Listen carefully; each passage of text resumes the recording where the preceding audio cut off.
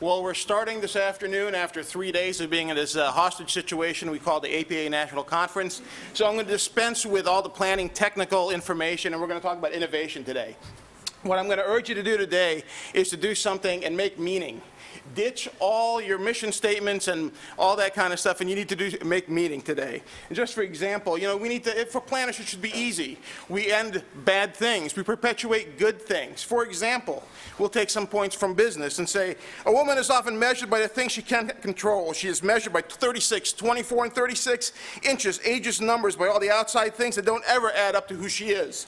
And so if a woman is to be measured, let her be measured by the things she can control, by who she is and trying to become, because as everyone knows, measurements are only statistics, and statistics lie.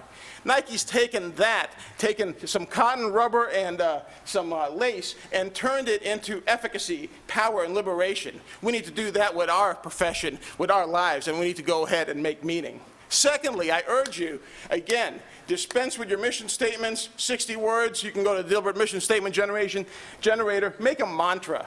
1 word, 2 words, 3 words, or 4 words. Mantra being something that brings about enlightenment. Do something that's important and dispense with something that's 60 words that nobody could ever figure out. Like this: the mission of Wendy's is to deliver superior quality products, services for our customers, and community through leadership, innovation, and partnership. I can tell you, I probably can ask Skip or Biff at the counter at Wendy's. They couldn't tell me that. And neither could the owner of Wendy's, because I think, well, he's dead, so he definitely can't tell me that. Wendy's really, mantra for Wendy's: healthy fast food. We need to jump to the next curve, number 3. The reason we need to do that is because if you don't plan for the next curve, if you're just doing incremental improvements, you're going to get passed by. For example, and I'll give you a historic one shortly, but for example, jumping to the next curve, if you are a typewriter and you have the actual ball impact striker, you want to say, I want to go to 24-point Helvetica. Well, you know what? That's not going to work for you. You need to think of the laser printer curve. Historic example being here, ice making. You have Rufus and Bubba doing the ice harvesting back there. Then we go to the ice houses, and they can deliver it to your home. And the fridge is the final version of it, and you can actually make the ice in your own home. I can tell you that Rufus and Bubba didn't run the ice house, and the ice house was not making the refrigerator. You've got, next thing, number 4, you've got to roll the dice. Those 4 different things: D-I-C-E, deep, innovative, emotive, complete, and elegant. Some examples of that, again, from business are shortly here to follow. And basically, a deep product is coming up, and that's fanning reef sandals. Every sandal protects your foot. It's got one function. The fanning reef sandal, it's got 2. That little spot in the middle, that's a bottle opener. So now you can protect your feet. And should you wish to stop and have a beverage, you can open the beverage with your fanning reef sandal. Secondly, the next example that you have there would be something that is very intelligent. Ford Mustang has a new product called My Key. Well, I can tell my son when he gets of driving age to be able to control how fast he drives. The My Key can actually put a governor on there so he can't go any faster than 55. I can't, however, control how fast he gets to 55, but I control that he can't go any faster than 55 when he gets there. So that is something that is very important. Last, second thing here is complete. The Lexus LS package. Basically, you have the pre-purchase support that you get, you have the aftermarket information, you have the original equipment manufacturer parts. It is a complete package. The whole process is very satisfying.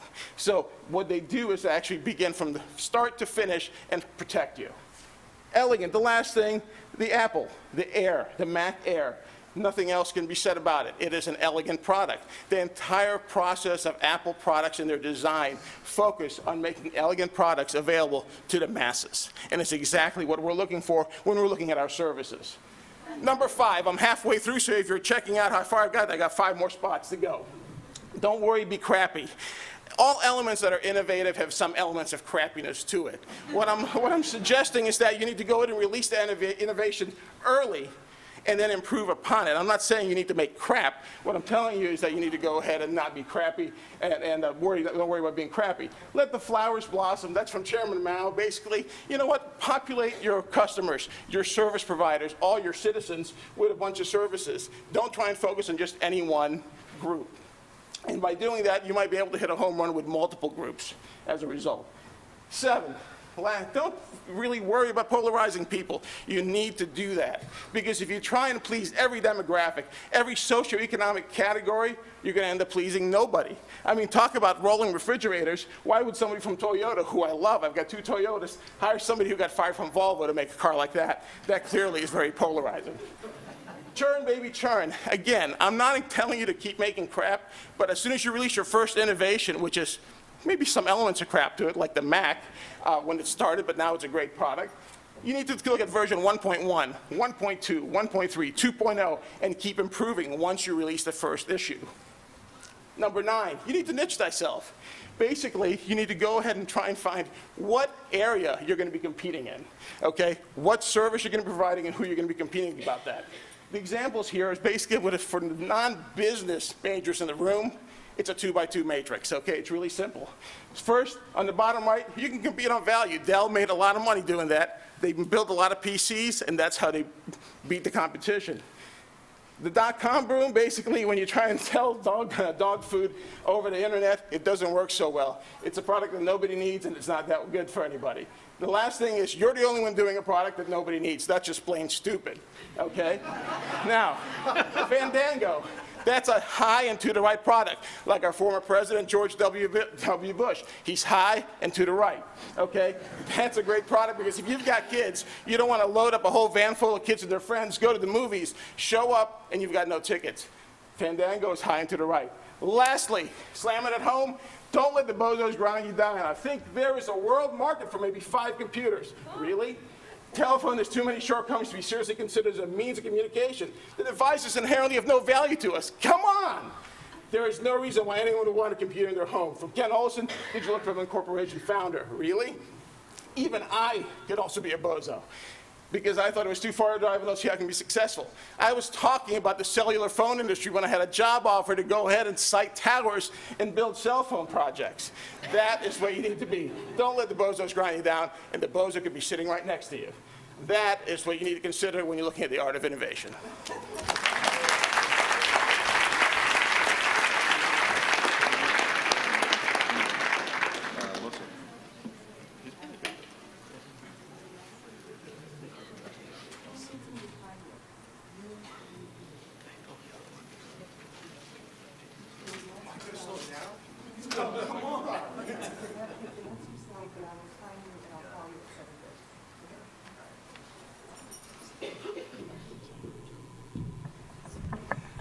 Well, one of the things I love about this is also the presentation style. So I don't know about you, but I'm going to check my bag and make sure I don't now own a ThyMaster or a Vegematic after that particular presentation. Okay, our next presenter is Jordan S. Yin, also AICP, and he serves on the faculty of the Maxine Goodman Levin College of Urban Affairs at Cleveland State University, and he lives in a town that should be famous to all planners, Euclid, Ohio.